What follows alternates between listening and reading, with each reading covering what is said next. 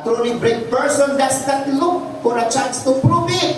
A resourceful woman can find a way out of a fight.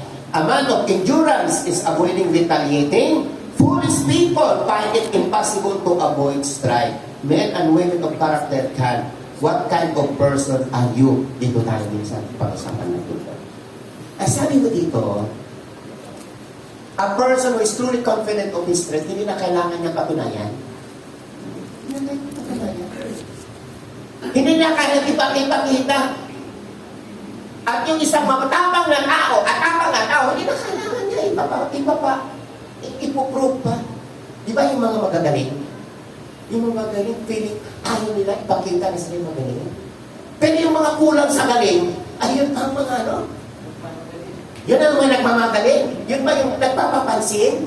Alam mo yung mga tao nagpapapansin, ganito, ganyan. Meron akong kaibigan, meron akong kakilala dyan. Marami.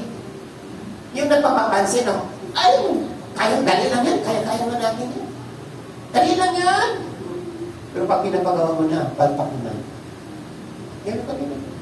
Mga anak ni Jesus, ang galing-galing na naman. Magaling. Pero pag pinagtrabaho mo na, wala. Mahirap yung pipilitin yung sarili mo na ipapatunayan mo magaling ka. Hayaan mo na lang si Lord ang magsabi sa kanila, magaling to anak ko ito. Kikreate ng isang opportunity o isang pagkakataon na maipakita mo ang iyong galing. Praise God. A truly brave person does not look for a chance to prove it. Hindi na kailangan.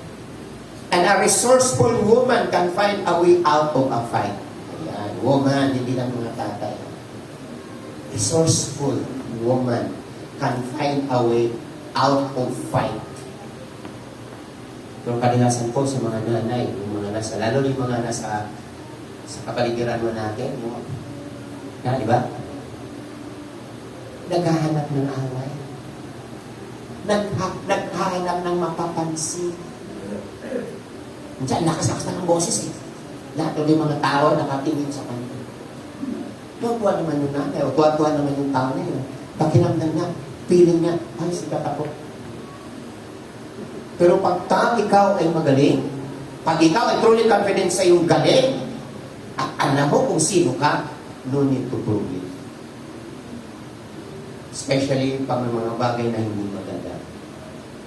Kaya sabi niya doon, a person na katangian ng isang godly father is a patient man. Pangalawa, anong pangalawa? Characteristic of a godly father is hard worker.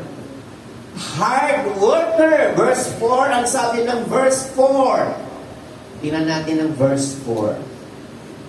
Sabi ng verse 4, some people are too lazy to plant seeds. So at harvest time, they look for food and find nothing.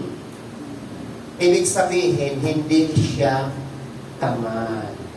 Ano ang sabi ng Biblia ay the book of 1 Thessalonians? Huwag pakainin ang tamad.